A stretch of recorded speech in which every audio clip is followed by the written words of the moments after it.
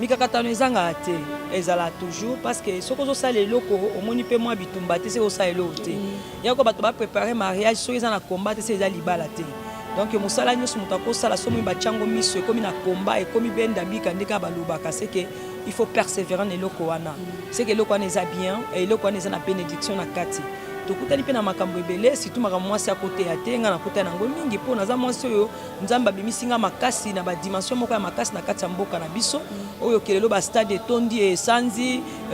makambo ya minene salemi ba témoignage ya minene na sali pe eloko moko na lobaka naza pasteur à liboso ya ko convaincre même ba religion mosusu ponga na ba croisade donc ba musulman ba ye bandimi nzambe nanga namoni ba catholique ba missioni ba kimbangiste même baza batumo baza compliqué bakoki na ba croisade ba église de réveil té mais pour maman 100 jours ebele ba ya et puis bazo féliciter non to yoki message non parce que ozo parler pour na bisonyos comme moni biso tozaki ko ba église de réveil bango na baza bandoki bango na bato boy mais ngata na message na bino ndoki ate biso tozabikela moko tozaba na nzambe ezala catholique ezala musulman ezala kimbangiste nzambe ndakela biso tozapona kokabwana kokabola bangolu Bible lobi nzambe abengi biso mapesi mutu na mutu likabu na ye comme nga nazwi likabu oyo akobondela kobikisa bato do bandeko nanga ba catholique ba mission ba kimbangiste mais naza mutu a réveil baza pona ko bénéficier na grâce oyo adonga naza nango yango ya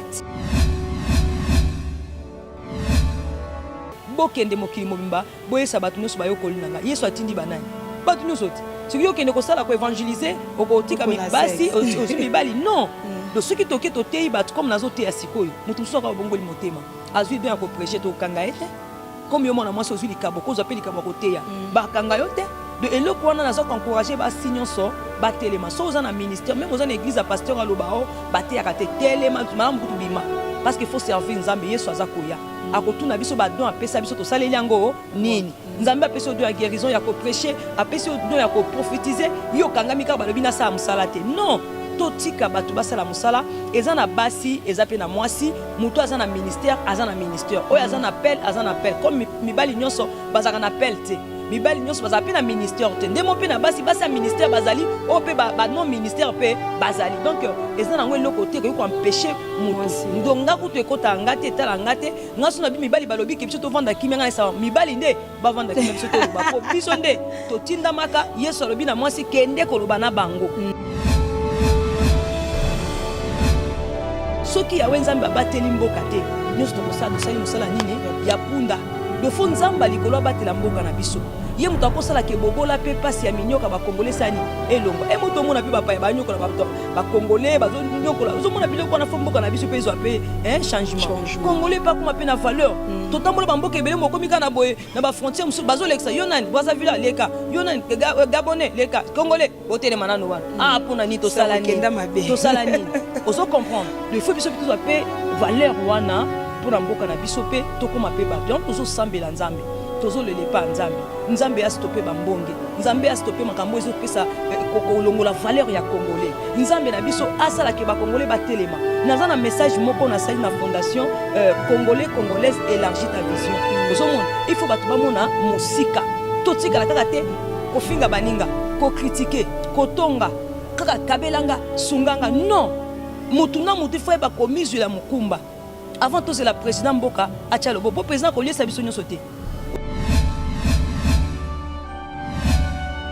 bato wana garçon moko ayebisa mama basi oyo bayaka na 100 jours bakoma makasi na koleka mibali c'est ça so batindiki bino mibali bokweli kwa bapapier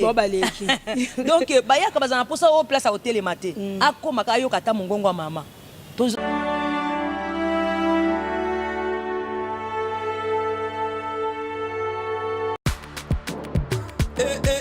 mama na ngai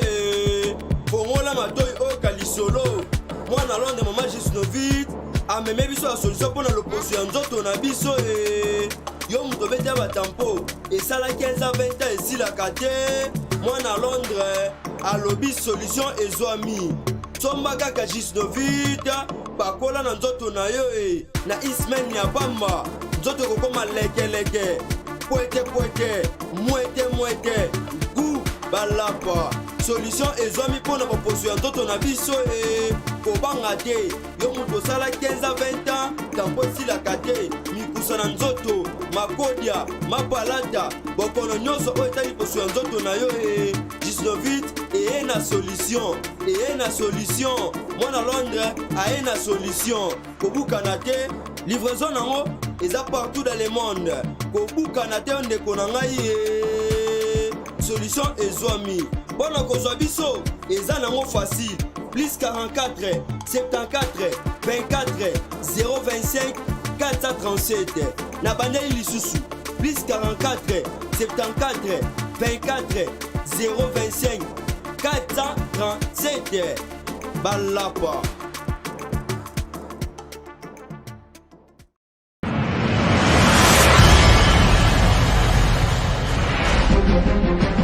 Bien-aimés dans le Seigneur, peuple congolais Aza béni, ma présence, il y a l'homme de Dieu, le prophète Ézéchiel Matitika, l'homme de Bishima. Bana ya France, bana Belgique, bana États-Unis, bana ya monde entier, le prophète de Bishima, envoyé spécial de Jésus-Christ, a bengisi bandeko nyonso bela, makambo esimbaka te, bolukaka musala ozwaka te, okota libala ozwaka mabota te, ozwaka mabota me baavortement mpe bafausse couche, okangama na singa ya famille, olalaka na poto nolotaka uza awa na Congo, okangama na singa ya famille, singa ya kindoki, bakanga yo babebisa vi na yo, mobali ya kima aboya yo, mwasi ya kima aboya yo. Devant Jésus, sida eza eloko pamba, malade eza eloko pamba, envoûtement eza eloko pamba. Tozali na commune ya Ngaliema, quartier Pigeon, sur l'avenue Bobozo numéro 6317, référence école Elix ou la Réunion. Benga numéro ya prophète Ézéchiel, l'homme de Bishima, ozwa miracle ya Bishima au nom du Seigneur Jésus-Christ.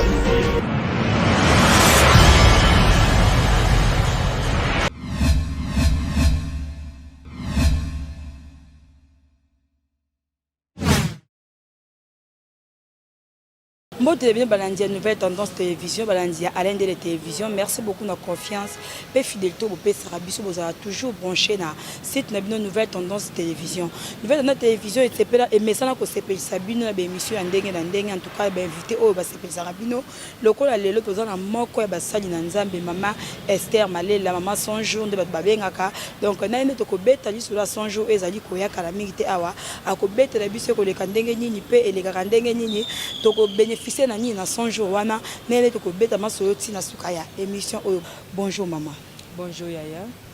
Maman Esther bazo na droit de prix partout so ko pesa bango mbote poto ko na bien vraiment ya masolo na biso. Merci nazo pesa mbote na bana Nzambe nyonso bazwami mokili mobimba partout. Nzambe azala na bino shalom bipai na bino nyonso.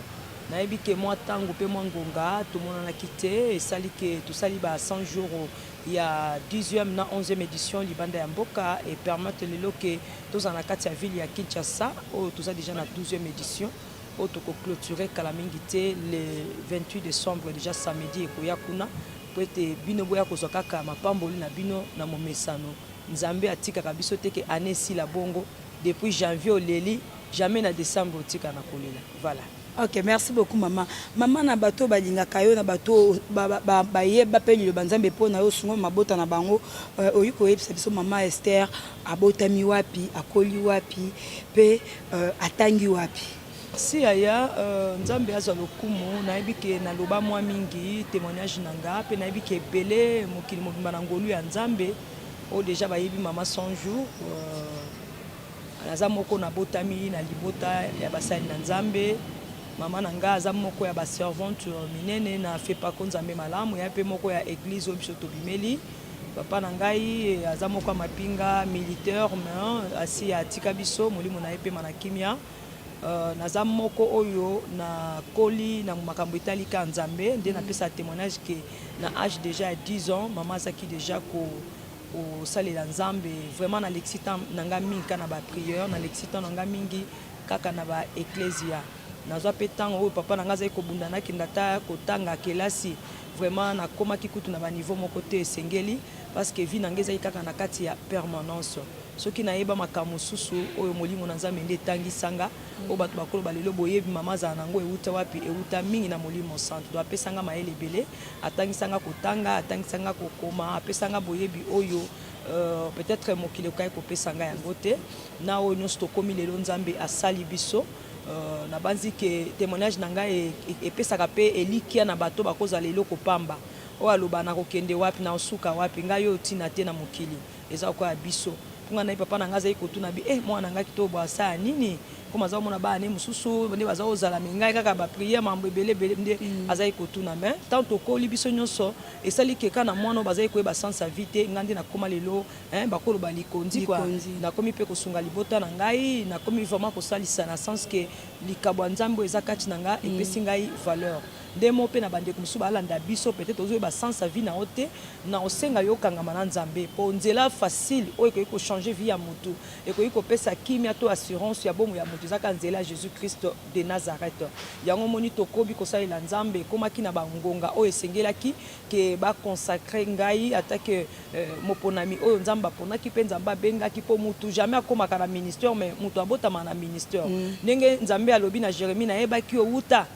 libuma mana yo avant même ozala formé kuna donc ndemo pe na biso to bana bilako nzamba ponaki banda na mama na biso donc nzambe asi aponaki mama malela obobenga mama son jour ndo moni na koli na likabu na bande koyemba bato bazobika na nzembo ya koyemba na mate ya bato bazobika na ba action nyos na koyiko sala pona o ezaki na kombo nzambe e nzambe azosala tito komi na tango yo kolo abakiselinga su likabu ya kokila pendant 100 jours kobondela pona bato le toyebi ke eningisa eyebana na mundela yebi 100 jours et maman 100 jours indien même bande ko biso ba chinois ba yebi donc nzamba memanga na ba dimension mosusu yo ngana koloba te bino mo boyebi c'est ça mokie na kolobela pona bozindo ya maman malela tout maman 100 jours oya bino boyebi pona lokumu nzambe. OK, merci beaucoup maman. Maman malela mariée, mère de combien d'enfants? Nazala bana 4. Nazala basi mibale pe mibale. OK maman. Maman olobi bozaki belé nzambe apona yo. Kopona nzambe apona wana ezaki olalika kolamuki papa mama biloko ya esa la nzambe yo pe fo se la nzambe ou soit yo moko penza ozaki na posa wana ya motema ti lelo to betali solo ya mama pasteur. Nakoloba ke omoni likabu kati ya moto eza likabu ekoma pe na ngonga mo likabu feka eganga zomona comme tozobota mama za servante ayeba ibane aboti ke oyo nzamba lobela ngambo oyo nzamba lobela nga paze kotala kati ya bana mwana nini azaka kolanda emi na mambo nzambe donc nga nazaki vraiment pembe na mama na nga ko ke na ba retraite ba prière partout kuma même ba mama ya lembi menga na kobi na ngai donc likabo eza kati na ngeza ki makasi mingi ya ona lexivi na ngami kana kati église na zalami na ba pasteur et puis ba pasteur baza ko linganga mingi komona ke nazai mona moko vraiment courageuse et puis nazai koyemba kitoko pe na ngai ma prière makasi nga moko nazai komiyeba ke nazana don makasi ya nzambe pe nazwaki ba temps ebele tant nazai mona mukie na mona vraiment Jésus mbalebela bimelinga tokoza na vandika na mbetu na sola na nzambe après na situka boya za sute kotali sanga situ likambo etali nini bolingo koyebisanga no mokili na ye foko linga bato foko salisa bato ya mona babenga mama baloba mama 100 jours akabata la te baleki ya Yesu donc c'est ça na mesaki nzambe soki nazwi mwa kwanga mwa lipanga pe na partager na bato ndo monita na nga mingi bana za muketi nazokola na lekisa pe kobokola ka bato kosunga bato kobokola bato donc eza likabo na nga ya banda bomwana pe na sengaka nzambe ayeba ko salisa ngai donc koyeba ke naza musali na nzambe ezaka déjà na ba signe ezaka na ba don ezo ko manifester na kati ya moto comme nga ba don ezaki kolamuka makasi nga moko pe na kotaki na bozindo po okoza na likabu okoza la pe na appel mais soko okoti na profondeur te kosala pe loko te comme nga mona sosolaki nayokaki nzambe kolobela nga moko kolobela batu koloba mingi en tout cas na kotaki vraiment na zindaki na profondeur ya kokila kobondela koluka nzambe na ba retraite na ba jeune de prière ko servir nzambe surtout na ba département ya kene ko évangéliser na ba église na biso pe intercession nde yango nga nazali kosala mina mambo etali même koyemba nzambe aki kotombola nga makasi lolenge bozomona bino nyonso donc na michete mutu achenga te nzambe nde mutu azali singa na likabu oyo pe na appel ya ministère. OK, merci beaucoup maman. Maman badifficulté ni okutani nango oza mwasi misu balobaka mwasi akoteya liboso bato te misu babaka mwasi akotya bato maboko te tant que mama tant que mwasi mais okomi ntina niveau oyo na mibali bazondima mokili mobimba eyebi mosala osalaka badifficulté nini okutana nango to olembaki to se décourageaki te omona te naza nanga mwasi mosala oyo mpenza na okoka yango se décourageaki te non eloko nakoloba eza ke mikakatano ezanga te ezala toujours parce que soki ozosala eloko omoni mpe mwa bitumba te soki osala eloko te yako bato bapréparé mariage soki eza na combat te soki eza libala te donc mosala nyonso moto akosala soki batiango miso ekomi na combat ekomi benda bika ndeka balobaka c'est que il faut persévérer na eloko wana c'est que eloko wana eza bien eloko wana eza na bénédiction na kati tokutani pe na makambo ebele surtout makambo mwasi akoteya te nga nakutana nango mingi mpo naza mwasi oyo nzambe abimisi nga makasi na badimension moko ya makasi na kati ya mboka na biso oyo kelelo bastade etondi esanzi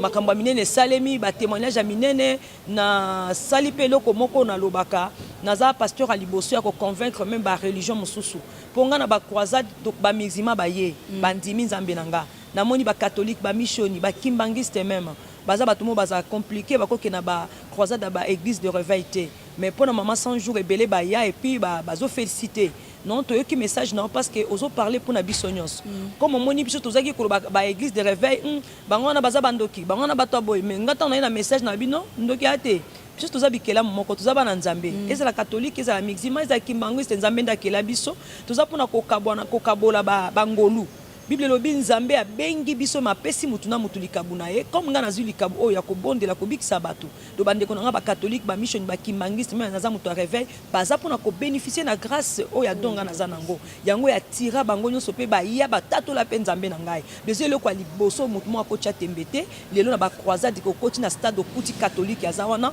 kimbangiste okuti pe valongo okuti bato de nord ba ye ko sambela nzambe donc ezelo kwa munene pona nga ba pasteur ba mais la basi baté a tenga makamna bango ekotanga te décourager penga te ponga na ebike molimo santo azanga na sexe te molimo santo aza nzambe donc nzambe akotia molimo na ye epai ye moko alingi oyo ye moko yesu alobi na kosopanguya na ngai na bana bino ya basi mpe ya mibali bakosakola déjà tant muto azosakola azoteya bayembi oyo bayembaka basi baza déjà ko prêcher parce que le yembo mwasi ezo toucher mobali et toucher motu nyonso donc epai na nzambe mutu akoloba o mwasi o nini ezalaka te po église bible ezo benga ngo ezali mwasi ya Yesu Kristo po nani balobi église ezali mwasi ya Yesu soko te na kati église okuta nini mibali na basi ko basangisa ngo ekomelo komoko c'est que toza na biso na bokabwanité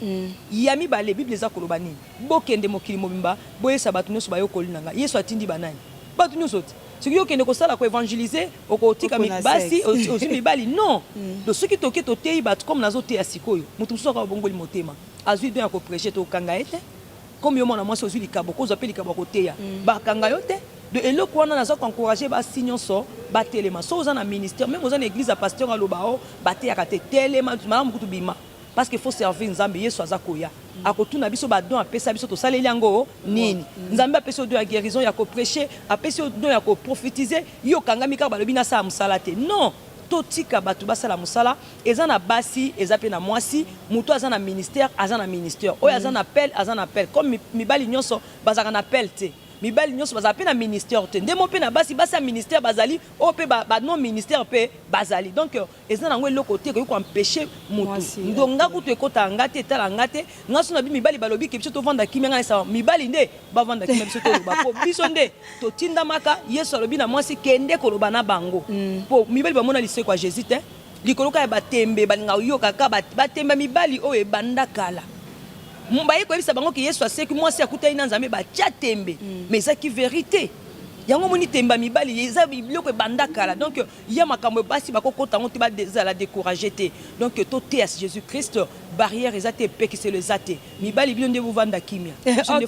merci votre bande so ba comprendre que mibali il faut ba vanda kimia ba batika ba mama bate ya soli kabwezali il faut ko bimisa ngo mama relation na ba sali ya nzambe mususu ba pasteur ba évangéliste ba prophète mususu ezala ndenge nini Tout ça vraiment bien, surtout que moto yo aluki maman 100 jours à monanga, on appelle na luki to monana, donc on a un problème. Té ba tout bakasa ko na kenoté à l'église ba tout na kendaka. Na té aka vraiment mais ba libanda mboka to kendaka, on a pu apesi opé invitation, OK ipé oté sango malam. Donc et ça les manango, même na ba 100 jours, il y a ba pasteur ebele ba yaka. Pour au moins 100 jours ezaka prière oyo to sangani po to sambela. Au moins na caméraman, na yo journaliste, ozo yaka pour prier. Donc mutunyo so yaka même ba pasteur ba yaka asambela ako pe ko bénéficier na grâce ya libondeli ya moninga comme nga na sa sacrifice pendant 100 jours, 3 mois et 10 jours et c'est le comment ma sécurité. Mais ba ko ya po to sangani pe to sambela comme na lo baboy le 28 eza clôture ya 12e édition. Oyo ba na Nzambe no so ville ya Kinshasa na ba pasteur ya basina mibali ba tutu ba ko ya po toluka Nzambe ensemble. Po Bible eza ko loba na biso o baza makasi ba soutenir o baza faible. Maman zui don azu makasi wana Nzambe apesinga makoki yango moni azolika na ba télé nazo kabola enfant 10 francs nanga po message komela bande ko nanga ezala ba leki ezala ba kulute ba mama nanga ba papa ba mutu nyonso aya ko bénéficier na grâce. Donc et pona kalingomba te pona pe kolote même oza mondimi ya wapi anto chango samedi pour et permettre yo sambeli la biso samedi ozui ngolu wana ozui miracle na yo oki témoigner l'église na yo. Donc c'est ça. Ok, merci beaucoup maman ba comprendre pas to ko to benza di kambo etali 100 jours maman nde ba lobaka mutu nyonso za na pa molimo to maman na ya molimo. Est-ce que ozana maman molimo to po molimo o abimisa asala pe que lelo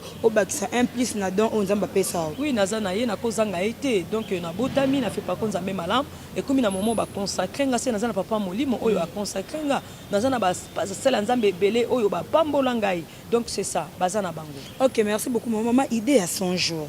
Likamba 100 jours et ningi samboka et ningi simboka benga muketo toni sa ba stade de martyr donc on a si ba bonta appelle ba image autour sa ba stade de martyr au sala makamane na wana otalaka ke non ba nusu ba sala ngote ou soit au s'inspirant na pasteur Sony ba 8 ba 7 je crois ou soit ezaka Nzambe mutapesa ko likanisi wana révélation wana ya ko servir batu na makamelo ya 100 jours wana campagne 100 jours Nzambe azo lokumo na pesa ba sala Nzambe ne sopo motin pasteur Sony azamo ko encourager gabi donc en tout cas ce qui n'a pas ba je te mona moi sur Abuja malela wana donc eza bien Nzamba pambola ba papa nyonso wana ba papa kankenza batutu comment na bango ko sala Nzambe ne Nzamba tombola po singa azali kino bango nyonso papa mokuna batu wana nyonso wana ba papa bango tout presque o basala pe ba croisade ya minene ba papa Sony Abuja na kati ya mboka maman 100 jours aye na ngonga na ye na tangu na ye eza le côté au moins eloko mutu akanisa na nde ya ye moko esimba te mais o etindami na Nzambe o eza likabu ya onde simbaka 100 jours ezali emoniseli Nzambe apesi asali alliance nanga musali na ye abakiselinga kolandisa ministère to appel o ya pesa ngai ya message à repentance bato su bakanisa kaka na lamuki kana torobo na sai 100 jours naza moté ya kala naza mutu nazo kamba église naza na mission évangélique Jésus réponse mondiale donc 100 jours e nango likabu o Nzamba bakisi likolo ya emoniseli apesinga to ebengeli o ya bengelanga na 2007 nde na bandaki o ezali première édition mais nazalaka déjà moté na ba église na sala ba campagne na sala mambebele donc c'est ça mais tant Nzambe ya pesinga ndingisa wana ke suka mbula nyoso funa sukisaka ngona bana Nzambe na comme le roi Moïse toujours 4 sebale ponga na lobaka ane ya sika na ane ya kala poto kabwana ezoko bato ba 4 samai ozomona comme le tozana décembre poto mona le 1er janvier na yama sekite bato su ba mona ngote ba su ba mona mais pour mona ngo faut ka ngolu il faut qu'on se préparer vraiment ko lata bibundeli comme bana Israël sengela ki bazwa position ko permettre lola intervenir au moni pour ba comment il na suka ba comment même ko lembake ya Moïse tika na biso to kufa to kufa OK to kondima liwate mais faut on dima changement il faut on dima élévation to dima bénédiction en Nzambe il y a ba famille baza réclamer o bango chaque année nyos ba kufelaka donc on est to komi siko ba décembre ba tozo banga na ebite tout wanani ba komi ko banga déjà donc batika na molimo ko banga te ba ki me panza pour Nzambe aza pona ko changer le lenga famille wana donc moni siko ba prière à 100 jours et ya pona ko changer ba to bongo ndo moni ke banda ba 100 jours e banda makamso ba accident zai ko saima ebele be na bamboka omona eza susu e comme na moko bo omona bongo mais tant 100 jours e bandi tozo kanga tozo telemela bato bazo kotala makama na bato ba likolo mais bato ba koti concentrer puis à 100 jours et so protéger bango na loba na ba wewa nyonso na makila na Yesu ba taximen na makila na Yesu bato ba kuma ba boato o batambo makolo o bazali likolo ba mpepo makila na Yesu do 100 jours na za ona lokola intercesseuse mondiale na za ko intercéder même pour na bana mikio ba kende classe même pour na ba mikolo bakenda misala bakenda bilanga bato nazo bondela bato nyonso ke loboko nzambe ezali ko na bango nzambe a épargné peuple na ye nzambe a protégé nzambe a tindinga lobi yo fo sukisaka ane na ba prière na bato pona ngai nzambe na protéger peuple nanga po nzambe alekaka na nzela mutu Bible lobi na nzela mutu moko ebikisi batu nyonso yango monaki ba stade etonda batu babika batu bakangolama lelo tokomi na 12e édition donc eza prière moko yo ya emoniseli nga alobaka eloko sozo sala ngo ba copier yango te batu ba mekoli te osa eloko te il faut mona mutu so abimi to moni pe ya moko na sala kaka ne yo sala pe c'est un jour pe 200 jours na ya moni batu bas 200 ba combien na kenda mboka mo ba sexing mama 100 jours mutu mo sa 50 jours ngapi na seki to seki to komisi nzambe ata mutu abimi 101 ba ebika mama 100 jours mutu abimi 50 mama 100 jours de comme référence parce que ngamu na ina ba makambo wana nzambe apesi nga na bimisi makambo ba jeûne de prière 100 jours et puis ko changer le lenge bato bakoza pe na ba panneau bakoza pe na ba affiche pour non to mona ba campagne ya ba organiser ba campagne to ba croisade ya mambo telle prière te ezala te na mboka na biso et ko koma siko bato bakoma sala pe mona 40 jours atie pe panneau atie pe banderole ezala kate mama 100 jours ina ba makambo wana esa ile ko bato nyonso lelo ba mekolango eza kitoko pona nganga loba eza esengo eloko na bimisi mutu tu alandi yango et c'est que nzambe atiaki vraiment mafuta likolo na ngai yango tozo koba na bana nzambe donc bato bazolanda biso ane oyo nzambe na biso alobi mutu moko ta kosuka ndenge wana mutu moko te pa kokota kana lolenge wana po tokoti na ne moko soko tali mwa koningana ezali makambo ezebele bato bazolela bapasi baminyoko mikakatano na mboka na biso boye basensité koma tokosisa ne ndenge nini siko ngana azobisa nzambe kimi ezala na mokonzi ya mboka na bakonzi ya mboka na bana kelasi na batangisi na bato ya misala mutu na mutu eza mapinga mboka nzambe abatela po bible lobi soki yawe nzambe abateli mboka te nyonso tokosala tosali musala nini ya punda dofo nzambe likolo abatela mboka na biso ye mutu akosala ke bobola pe pasi ya minyoka bakongole sani elongo e moto mona pe bapaya banyokola bato bakongole bazonyokola ozomona biloko wana fo mboka na biso pe ezwa pe changement congolais pa kuma pe na valeur totambola bamboka ebele mokomi kana boye na ba frontière musu bazolekisa yo nani Brazzaville leka yo nani Gabonais leka congolais botele manano wana pona ni tosala nini ozo comprendre de faut biso biso pe valeur wana pour mboka na biso pe tokoma pe bato yango tozo sambela nzambe tozo lelepa nzambe nzambe a stoppé bambonge nzambe a stoppé makambo ezo pesa kolongola valeur ya congolais nzambe na biso asala ke ba congolais batelema naza na message moko na sali na fondation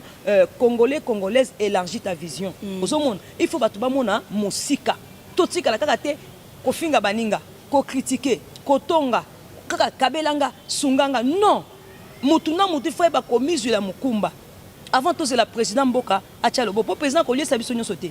osomona yo bongisi na kana ngana bongisi wana bongisi toke liboso po eza ba famille na biso tokozela te tata kingani wana bongo ye siko azosala nini ya kokota ta katela biso bilanga ya kokota te asala biso ba jardin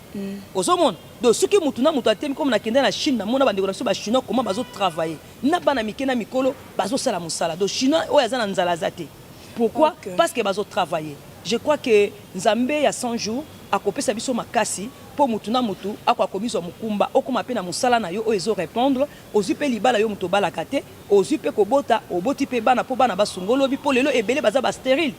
lelo ata azosala nyonso soko oboti te yebake osamsa pamba po ozosalela nani il faut zape na mwana voilà siko 100 jours tozobondela samedi déjà oyo il y a le 28 décembre déjà bana nzambe même oza na poto futa tike yaka oza na province bandundu ba Congo oza na Katanga yaka oyika ko to sambeli nzambe okomona ke kozwa délivrance ofutela mbambongo na bopito bikaka te maladie ya ba cancer etungisa bato mikolo maladie oyo ya bifafo maladie ndeke ezozwa bato na maladie oyo ya ba sucre ezomata bato basala ba diabète na bana mike ba AVC bato bakoya ba tension biloko wana nyonso ekangi bato eza milimu mabe 100 jours de jeûne de prière et kosilisa makambo oyo samedi le 28 décembre 2019 yom tozolanda nga koyoka no mutu te poso yoki mutu azongiso sima yoka molimo mosantu yaka tozana bandal na lobaka na batu boy tokosala ba sange po toleka na ba stade nyonso toleka na ba terrain nyonso na baki siko tokota na ba quartier yango to chango na bandal na quartier Bundi tozana na bandal Bisengo avenue Bundi 88 le numéro de téléphone on a copié sa émission pour permettre batu baye ba adresse mais so komi déjà na arrêt Chibangu déjà au moni déjà adresse à maman 100 jours et sika croisade et salema déjà le 28 décembre samedi côté Kalananda côté de 9h à 17h. Maman 100 jours oh, déjà 12e année. Na 12e na première année na 12e année le maman est-ce que ezana année moko au monde ma difficulté makasi pour au sala 100 jours to ba nenyo sonza ikenda ka ande moko non omoni te meza makamba molimo eza makamba bundela bato nyonso ezanga bitumba te moko na moko ezaka na bitumba nango me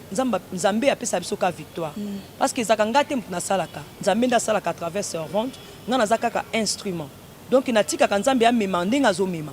o nyonso loko tozana édition et komi boye nzambe azomema ngo modèle na loko lazala ne nzambe nanga a mema ngo modèle na ye o ya kotombola kombo na ye mokolo samedi ya clôture ya 12e édition le 28 décembre. Je crois que ce qu'on sait les locaux mon habitumba c'est que osa eloko te na tête ya kolobango mais chaque édition ezana combat nango pesa kana victoire nango. OK maman 12e année au est-ce que 12e année au ya 100 jours au ozo pour ce thème nini to c'est la thème nini tous un thème autolobi yesu salelanga ngolu nabika bikam. Pourquoi ezala batebe yo so mona miracle miracle ndela la muki déjà miracle ya nzambe il faut mona so miracle et ba tusu baloba miracle miracle namba monyango te c'est vrai tous un miracle moko ya bomo ya pema mais ça pe na miracle mo fo mona eloko mo boyo mo vandi obi eloko na senga a olembi siko tango ko mona ngo folo ba oui comme alobi na Jérémie 33:3 benganga na koyanola yo na ko annoncer makambo amene na ko révéler za caché yo na eloko mona o tikala jamais koyebango mo lukango c'est ça miracle mokolo kutana eloko na temo bête eza batusu basala ba prier ba bosana do ba lemba même poasenga ka eloko mo ekomi loko la vie na e donc so la muki na tonga bia vie na nge koma na ka ndenga tika na senga zwa na tika ka nde loko batu bakozwa ya muto sengi ngolu ya nzambe parce que ngolu efongola ka ba porte efungwa te ngolu esimba ka bato ba kwa simba bango te ngolu ko ba ye muto zimu bala kitoko ye kaka tondima ite ye muto akomi na siko tondima ite ezo ko maman Denise akomi mwasi mokonzi omoni bato so ba madame donc bandima kite ba ye ba kipet mais ye nango donc nzambe asali ngolu na mutu yango no moni ngolu nzambe tango ezo e makamaka moko minene ata bato ba fingi ata bato ba lobi mais oso zu place ezala kula yoka na San Jean de ya mi maman boye mais bito kambo eloko nzambe apesa amen et tamu sila bato LTG no so amen journaliste comment amati ba niveau c'est ça samedi déjà le 28 décembre bato nyoso ba koma ya kolemba nde to pesa Matthieu 11:28 yesu azobenga bango quel que soit niveau ya likambo na yo ata kindoke famille na bino so basangisa ba maboka bakoko na bakoko bandoki bamela bato balia misunya bato na 100 jours ekokweya puis so babi bokufela te tour po nzambe azobongola makambo le 28 décembre 2019 tochango samedi pour permettre que mon dimi église songolo pakala dimanche aux à la l'aise okene ko témoigner même pasteur Fatika ya ko sambela po ayebi ke ba don to sale la kamutam dans na likabunaye so inga na bondeli po na yo omoni miracle omoni pa na binote to la prière na omo côté et ko za lokumu nzambe pe pasteur no ko sepela même yo moko ko nzambe zo lokumu po nzambe asala batuka na nzela ya mutu ko dimension nga na côté peut-être yo côté yango o pe ko sala gêne oyo te zo mona ba nusu baloba no mama azaka santé donc eza eloko moko na ebiti ne na kolimbo la bino comment po ndenge nzambe amemanga na mabondelo je comme mo osi bomona makambo bato ba témoigner ka mokili mobimba nga na sengi kaka yo koyoka mutu te yoka molimo santo maman est-ce que invité bazali wapeta bato ba pasteur mususu baza ebele ba pasteur baza ebele o bakoya ebele vraiment o bakouta sika mususu o ba mboka mususu wapi bakoya ko sambela na biso ya Kinshasa bakoya ko sambela mutu ayebi valeur ya prière 100 jours surtout na monde ba pasteur bakoya ko sambela donc to benga mutu nyonso ba musicien to benga mutu nyonso mais tozangi yo mwa mingi na 100 jours je crois 2 ans hein oui 2 ans tozangi ozaki libanda 10e na 11e 10e na 11e est-ce que ndenge tour au s'est décidé au salango na ba quartier ou ba veille est-ce que bato bazo place poto yebi da martyr automne c'est ça place à problème nos huit décisions ko salango na ba quartier na ba veille est-ce que bato bazo la laisse est-ce que bazo place non bako bondela parce que makambo nzambe ezaka lolenge nzambe azomema biso na la kai bato de to kokota pe ba quartier to kokene pe donc neka to okuta na ka to sambela oyebi na sepelami bato bayaka na 100 jours bayaka na ba décision moko donc ndenge mosusu bato na garçon moko ayebisa mama basi bayaka na 100 jours bakoma makasi na koleka mibali c'est ça so batindiki bino mibali bokweli ko ba papier donc bayaka bazana posa o place à hôtel maté akoma ka yoka ta mongongo mama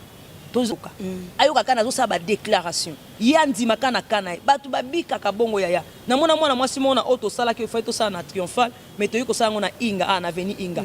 bomo ndenge zele kanga mai batu bayaki tina balikolo ndako batu ba mataka na ba mapango batu bakotaka nzamba pambola bandeko wana ya bandali ya quartier inga po batika ka bandako batika ka ba veranda batu bakota be mwasi moko azaki mosika même na place ngana zalaki azaki ya police nzoto na PC malobi na yo kata mongongo mama tala banikolo bake bisiko zali na maladi ndima siko maladi nezo se bien seigneur maladi na ngesi atala bon nzoto nyonso ekauki a témoigner pas tikala kuna na église tilelo ozomona pourquoi parce que azaki concentré na ba 100 jours batu bayaka na masekite batu bayaka kobondela comme tolobi samedi batu bakoya vendredi na butu bato baza misika déjà les 25 bakozala po bayebi que les 28 to bandi bana Brazzaville kutu bato apembeni bazo katsa déjà ba les 25 les 26 bazo ya déjà pona kolukelongi na nzambe o baza pe na Kinshasa bato maluku bato ya ba kinkole kuna na ba monga fula balutendele bato baza na bandu na ba Congo déjà ba les 25 les 26 les 27 baza déjà awa merci yaya na pambola nzambe makasi soki nga mopi na tala bilili na tango yo nazaka na podium kuna na monga pe na mona vraiment ona muka molimo kaka metanga pe na tala kana ba non nzambe aza malamu pesa nga makasi pe tinda nga ke nazala toujours kana kati ya boyoka ina nzambe nanga komona ke nazaka instrument oyo nzambe azosalela po batu na yebabika donc c'est ça na senga kanza pesa nga makasi nzambe batela ngai eloko moko ebungisa nga te munga na linga lolendo te naza mbongo na kola tate na ta ba bijou na ta biloko cher na kipa biloko na timbo na nga na chine évangile pona lokumu nzambe donc na kima kamambo ebele ko kozongisa nga sima pona linga toujours nazala concentré na nzambe po na yebi ke chaque jour na vie nanga eza kobikisa batu eza kokangola batu pe nzambe kati nanga na koyebisaka bana nzambe o balandi biso bamoni pe ba 100 jours o ba mesana koyaka na ba 100 jours en tout cas 12e édition yango yo ozwaka ya kozwa lisusu nano mona te ya komona surtout tout ezali kama manqué 2 ans ezali kama ngolu vraiment 2 ans bomoni mama soute donc boya vraiment donc talaka ba problème ba 2 ans siko boya tozwa ngoka tozwa retour ya lipambo ya nzambe samedi déjà le 28 décembre samedi na yebi ke ekozala yo 3 jours pour mona 2022 tango zo mona ngo munyango mbala moko na kombo mususu omunyango na changement en tout cas nazo yebisa yo pe nazo lakayo ke koya na yo samedi le 28 décembre na Bandalungwa na avenue Bundi quartier Bisengo et autopesi référence à Arechibangu vraiment aux a déçu parce que au kuta na présence nzambe boyebi nzambe na ndenga sanga mona zo confirmer bino ke dimension mususu nzambe akosala miracle et yana eloko moko luka eloko mo zo zela eloko mo za ngo besoin onde ko sala melo tout oyo olobate nzambe azalaka pe asalaka ya solo na mama oyo mekanan. OK, merci beaucoup maman batu musu bayaka na église batiki de belé bato bakoya bana nzambe bakoya senga bango bayela bayena attitude ni muso ya ne kaka sentiment ye na ekaka muso ya ka ene loko moko zoluka muso ya ka na ye na masoke simbi te baya ndenge nini pe au petit sa adresse penza bien na numéro de téléphone na ba heure oyo prière ko za la pe o sala combien de jours bato baye bato ba comprendre bien te ba comprendre penza bien non 100 jours ezaka mukolo moko so mutaze la 2 jours à rater ezaka mukolo moko tolobi de 9h à 17h. Donc 17h juste sili les abongo. Tout banda ko bima to okutana bato bazo avec jeune. Vraiment oya munya ko sa jeune na sa jeune. Ngana sa jeune. Asina kili pona bino nazo bondela pona bino. Do bino boko yaka na décision mokolo wana oyi eloko bato bakomembeza na kondima. Kondima na décision pe baza la concentrer. Puis to senga oya couleur elamba oya kana mbongo te. Yaka kana foi zala concentrer puis yaka oza sûr na nzambe ke na kokuta na nzambe. Et nous avons kende bonako zonga nde nazo kende te do batu ba na décision ba ya vraiment yebi ki na ke na mbasu na tika ngo kuna zonga na guérison na ke naza stérile na tika ngo kuna nazongi na bana na ke naza ekomba nazongi na bana ke naza ki o soki munzemba soki na nazonga na mariage donc nzambe akosala ke batu bazwa solution surtout muto bazo tungso za mokonsongolo pakala omona poste no bitumba omona do grade ya malongeza kate oza wana donc makambo ebele yo baninga babimaka yo bimate baninga ba voyageaka yo kutu eloko mote do pona batu mususu yo tikalaka soko za na mbongo ne bunga loko bayibaka otekaka lokola otekaka te batu mususu bakoma ba esclave à diable et délivrance makase ko sale ma samedi le 28 décembre 2019 mokolo kaka moko po de 8h à 17h et bandi mokolo moko et suki mokolo moko donc na bandi na 1 na suki na 100 mukolo wana nde mukolo sans penza ekoki nga pe na clôturer nazongi kolia fufu omo ndenge ezalaka donc batu baya mukolo wana beaucoup m'acoute déjà vendredi pour au musuli place pour aux a déjà concentré pour na banda ko mo ba déranger que likamo ko boy ba sala ki boy ba musu ba longa 4h 5h pour azani na ba dérangement. Maman numéro de téléphone P numéro de téléphone P na bateau ko adresse est compliqué ko ma chibangu wana bengi ba facilité pour kota. En tout cas numéro ezali 82 23 44 233 082 23 44 233 082 23 44 233 comme Yami Balezali 09 98 21 48 15 09 98 21 48 15 adresse Zali Bandal Bisengo avenue Bundi 88 là liboso ya temple Manassé Jésus réponse donc terrain na Zali liboso to ko sangana na pona ko prier biso nyonso. Sokolingo yeba référence moko eza facile eza kaka arrêt Chibangu donc côté nyonso ko uta na 4 ko bana mfuna bana lukunga muwamba changu donc ce bokomi kaka bozui transport bato Victoire transport bozui déjà bato okoma na Kitambo bozui déjà Bandal Chibangu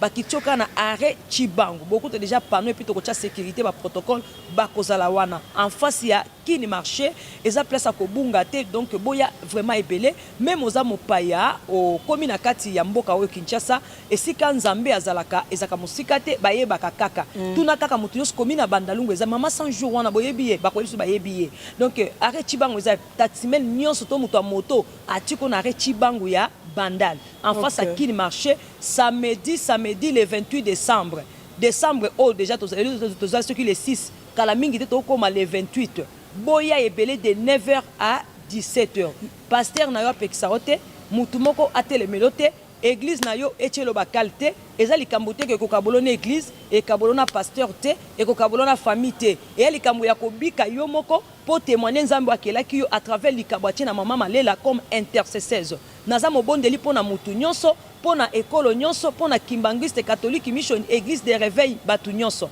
naza pona bino nzambe apesinga likabo oyo ebikisa bandeko na ngai tolingi toza changement olongwa pe na bobola na bokaoki na ba complication basengi yo mbongo te beta makolo yaka nzambe apambola bino nyonso bolandi biso wa bino mama Sanjo Malela londi mama oyo ya bino bolingaka abondelaka pona bino mokolo ya samedi le 28 décembre nde clôture ya 100 jours 12e édition na thème ya Yesu saelanga ingolu na bikabikamwa bandalungwa tokutana na arrêt Chibangu na avenue Bundi 88 boyei malam samedi le 28 décembre. Merci beaucoup maman to comme na biso na suka penza mot de la fin pour moi na lingwe lo mo bo point le ba moko mo di pamboli mo pona émission masolo vraiment émission masolo na monika nde bozo saelango kitoko mingi. Merci beaucoup Nzambe apambola yo na koloba malamu pe na balandi nyonso to wiso pe to ko suka te to jamais to zati oya kaka na masolo to pesa ka masolo pona la question masolo fondation